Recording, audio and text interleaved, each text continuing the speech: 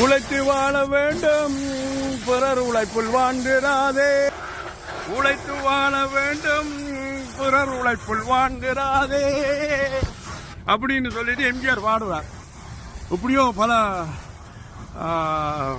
அறிவாளிகளும் செயல்திறன் கொண்டவர்களும் நாங்கள் வாழும் தற்போதைய இந்த நூற்றாண்டில் பார்த்துருக்குறீங்க, தலைவரை பார்த்துருக்குறோம். இப்படி நிரம்ப ஆக்களை சொல்லலாம் வந்து. அப்போ புரட்சியாளரை பார்த்துருக்குறோம். ஆனால் தற்போது இருக்க நிலைமை என்னன்னு சொன்னால், புலி இல்லாத இடத்துல நரி கூட்டம் தானே இருக்குமா. புலி படுத்தா எலி வாழை தூக்கி பார்க்குமா, எலி. அப்படித்தான் இப்போ வாழ்க்கை போகுது. என்னென்னமே உழைத்தி தின்னு. இப்போ என்னன்னு சொன்னால் காலங்கள் மாறிட்டுது. அதாவது வந்து ஒரு பார்த்தீங்கன்னு சொன்னால் கிராப்ஷன் எல்லாம் கள்ளங்கள், களவெடுக்கிறதா வேலை. களவெடுக்கிறது தான் அவங்களுக்குரிய பெரிய ஒரு சரித்திரமான வேலையாக இருக்குது. அது ஏன்னு சொன்னால், உங்களுக்கு சொல்லி ஆறறிவு இறைவன் படைச்சிருக்கிறான்.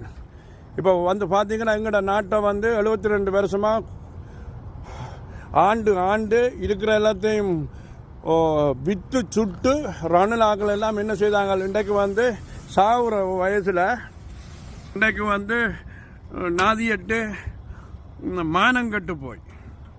மானங்கட்டு எல்லாம் வந்திருக்காங்க. இந்த ராஜபக்சா கோத்தபக்சாலேருந்து எங்களை தமிழ் அரசியல்வாதி எல்லாம் ஆட்சி விட்ட கண்ணின் விட்டு போகாதடாண்டுவா.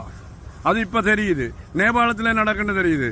அதை மாதிரி கனடாவில் வந்து நிரம்ப பொது அமைப்புகள் வந்து எல்லா அமைப்புகளும் இல்லை, அதில் 80 விதமான அமைப்புகளும் சரி, கோயில் சரி.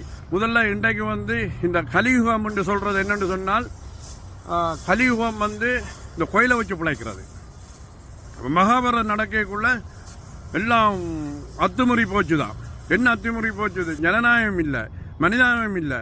அப்போ இறைவன் ஒருத்தன் கருப்புசாமி மகாமுனி ஒருத்தன் வருவான். அப்போ மகாமுனி வரப்போகுது.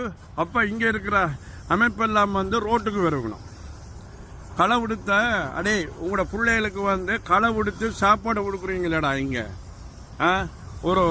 ஒரு நல்ல வேலை செய்கிறதுக்காக நீங்கள் கொமிஷன் வாங்கி வாழ்றீங்க. யாருக்கும் தெரியாதுன்னு சொல்லாதீங்க. வந்து எல்லாருக்கும் எல்லாம் தெரியும். சரியோ, கேட்குறதுக்கு தான் நாக்கள் இல்லைன்றீங்க. ஆனால் கேட்பான் மகாமுனி. நீங்கள் கடவுள் கும்புறம் இல்லை தானே, இந்த கடவுளும் பயமில்லாதவன் தானே இங்கே வந்து கட்டமைப்பில் இருக்கிறாங்க. அப்போ இப்போ இந்திய நிலைமை என்னென்னு சொன்னால், எங்களோட சமுதாயத்தில் வந்து நிரம்ப பேருக்கு தீர்ப்பு எழுதப்பட்டிருக்குது. கலியுகத்தில் வந்து நிரம்ப பேருக்கு தீர்ப்பு எழுதப்படுறது.